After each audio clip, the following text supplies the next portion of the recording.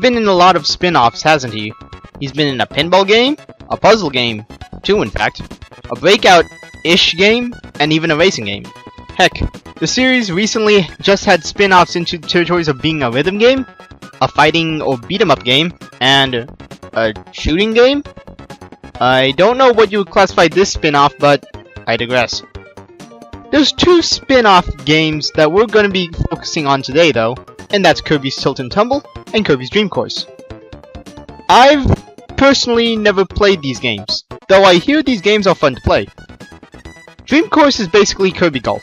No ifs, ands, or buts about it. Tilt and Tumble is unique in its own way. The goal of the game was to guide Kirby through the stage using the built-in gyroscope in the cartridge. This is the only Game Boy Color game that has motion controls, as far as I know. Yet those are not the games we're going to be talking about today. Instead, we're going to be talking about 2 unreleased Kirby games that are based on Dream Course and Tilt and Tumble in their own unique way. One of them on the good old Nintendo 64, and the other one on the GameCube. So, today on this very short episode of the Beta Files, we'll be taking a look at Kirby Ball or Bowl 64 on the Nintendo 64, and Kirby Tilt and Tumble 2 on the GameCube. Let's start with Kirby Ball or Bowl 64, since it is the earliest game between these two, and I didn't mention it in my Super Mario 64 episode. Go and click the code in the corner to check it out. Since both these games were unreleased, there's not much to go off of except for some video footage and magazine info that was released about the game. Let's start out with this very short video footage, and when I mean short, I mean it's 7 seconds long. Before we take a look at the video footage though, let me explain the goal of Dream Course to those who haven't played it before. The goal of the game was to putt Kirby into enemies on the field to destroy them. When you destroyed the last enemy, it would transform into the hole that's needed for ending the stage. Why is that important? Well, as we can see, the video footage shows us that Kirby Ball retains Dream Course's checkerboard texture for the ground, as well as enemies you would need to defeat with Kirby before you putt Kirby into the hole. We can even see here that the stars used to get a better score from Dream Course are there as well. One element that makes this different in comparison to Kirby's Dream Course is this footage of Kirby snowboarding down the stage. This might look like a strange addition to a golfing game, but the snowboarding might actually have some connection to the beta of Kirby's Air Ride for the GameCube. Nonetheless, that's another episode for another day. Although Kirby Bowl looks to be a single-player game, it actually had a multiplayer feature that was present during Shoshinkai. In this trailer showing off multiple games, they show off Kirby Bowl's multiplayer feature, though in small increments at a time. Let's take a look at it, shall we? It looks like the goal of the multiplayer feature was to push your enemies out of the arena. Although, I don't think you lose lives when you fall off the stage. This counter shows that when a player falls off the stage, it goes up rather than down. There's a chance that this could be the player's score, but I don't think that's the case. Looking closely and slowing down the footage, although it is a bit blurry thanks to the footage being really old, there's nobody pushing this Kirby Ball off the stage, and the counter goes up regardless of that. Opponents aren't the only things that are trying to push you off though. The stage seems to change shape as the match goes on. The middle of the stage pulses up and down throughout the match, making it harder to control the Kirby Ball and keep it on the stage. You guys might have noticed the maximum tomato that occasionally drops onto the stage now and then. Well, I can't really tell what it does because no one in the captured footage gets this tomato when it's on the field. However, I do have a theory about it. Consider this Kirby at the beginning of the footage. How do I know this is a Kirby to begin with? These 2 black pixels on this giant ball look like Kirby's eyes. Anyways, notice how it's a giant Kirby ball. Now, fast forward to near the end of the footage, there's a giant maximum tomato that floats down just as the match is ending. My guess is that eating a big or giant maximum tomato will make you grow to that size. Doing this, you'll be able to push off players easier at the cost of being pushed off easier by the pulsating hill in the middle of the stage. So, that's all the footage I could gather for Kirby Ball. Yeah, it wasn't that much. Even these 2 scanned magazine articles don't give us much to go off of. They already give us info that I analyzed earlier during the footage, and all they really show us is clearer pictures of Kirby Ball 64. Now for, and I pardon my pronunciation about this, Koro Koro Kirby 2, or Kirby's Tilt and Tumble 2, on the GameCube.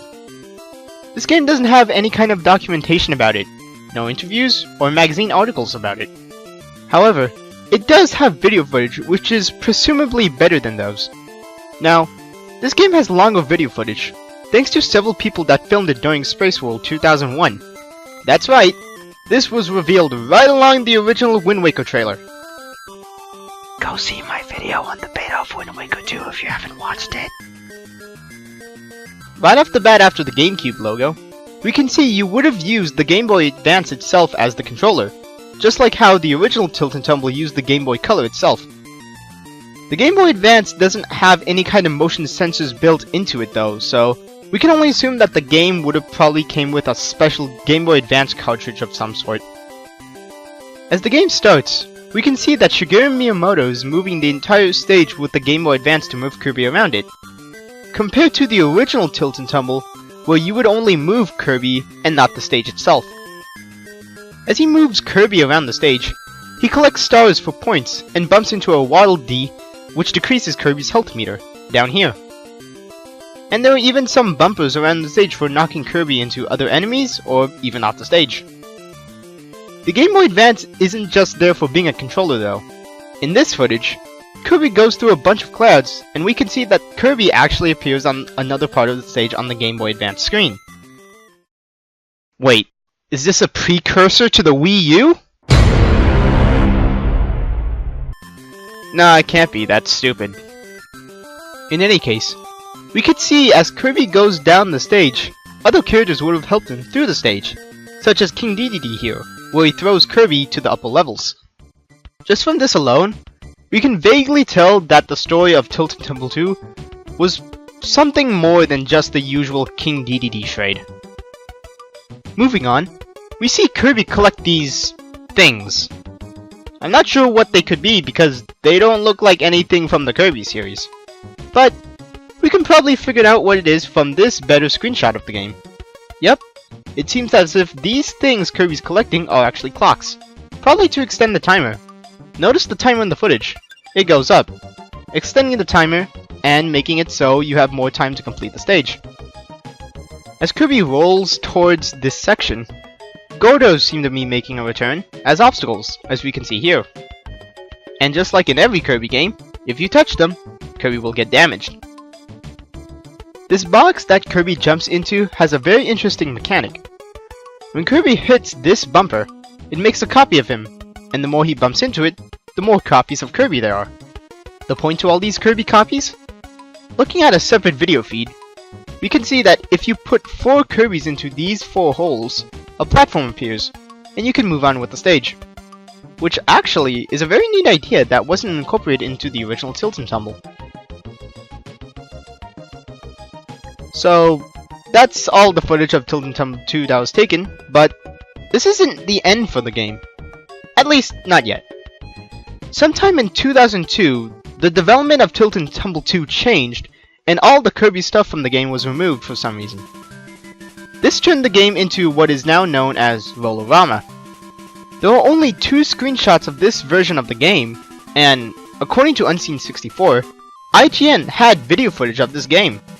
But notice how I said had, because clicking the link leads to an error on the IGN page. So if IGN did have this footage, it's probably lost somewhere within the IGN servers, or it's been deleted altogether, lost to time itself. As for these 2 screenshots, we can see the similarities between it and its Kirby prototype. There's a life counter, a timer, and jump pads. There even seems to be a difficulty select for the game. That's all we can tell, however. Because this game was silently cancelled behind everybody's back, we don't have a lot of info on this version of the game. We can't even tell what these icons mean, although I could take a guess that this icon means gold or some sort of currency. So that was the beta files of Kirby Ball 64 and Kirby's Tilt and Tumble 2. Although having these 2 spin-offs would have been cool, I don't think we're missing much, honestly. Kirby Ball 64 would have probably been basically Kirby's Dream Course 64 with an added snowboard feature. Heck, if this game wasn't cancelled altogether, we might have not gotten Kirby's Air Ride. Kirby's Tilt and Tumble 2, although more unique and seemingly more interesting, would have not sold well due to the GameCube to Game Boy Advance connectivity not getting that much interest. In fact, I imagine this would be the only reason as to why you would buy that cable that connects the Game Boy Advance to your GameCube. Still, I guess if these games did come out, they would have been a great addition to Kirby's spin-out series.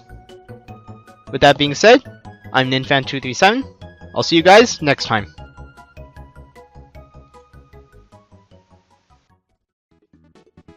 Hey, thanks for watching the beta files of Kirby Ball 64 and Kirby's Tilt and Tumble 2. This is the outro, so I'm kind of not reading off a script, obviously. Anyways, if you're already not subscribed, then please subscribe if you want to see more content from me, as well as click the bell to have some notifications on when I upload stuff. As well as if you have a Discord, then join my Discord. The link will be down in the description. I'll be posting updates about the channel and then maybe some stuff about my personal life or whatnot. Speaking of subscribers, thanks to the people who subscribed to my last video. We grew from 22 to 34 subscribers. Thank you guys. It really means a lot to me that people are watching my content because, you know, it's really hard to debate whether to actually continue the channel if like no one's watching, but thank you guys so much for subscribing. It really means a lot. I do have a special thanks I have to give. Wow, I already messed that up. That's so good. So special thanks to one of the commenters in my last video about Super Mario 64, John Phillips. He noticed some mistakes that I made in the video, as well as some things that I missed. So special thanks to him for noticing those things. And speaking of commenting, it's like, I appreciate any kind of comments, guys, any kind at all. Good, bad, or what John Phillips does, or what John Phillips did, should I say, of like making corrections or whatnot. I appreciate it. It's the only way I'm gonna learn, really, of noticing things, because it's kind of hard to notice everything when you're the only person working on things like this. So I guess this is the part where I mention my other videos. So, if you click here, you'll be linked to my Super Mario 64 episode.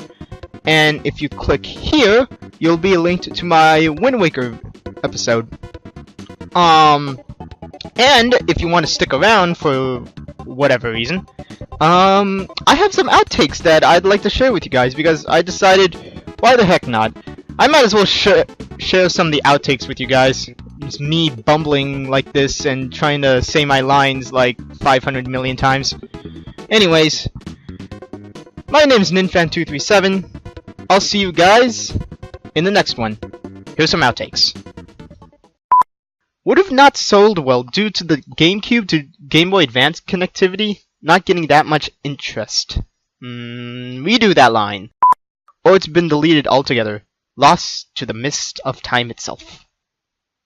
I should probably redo that line. I didn't need to add mists. Gosh dang it.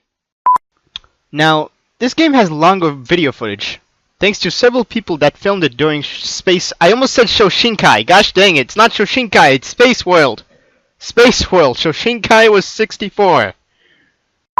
As the game starts, we can see that Shigeru Miyamoto is moving the entire stage with the Game Boy Advance to move Kirby around.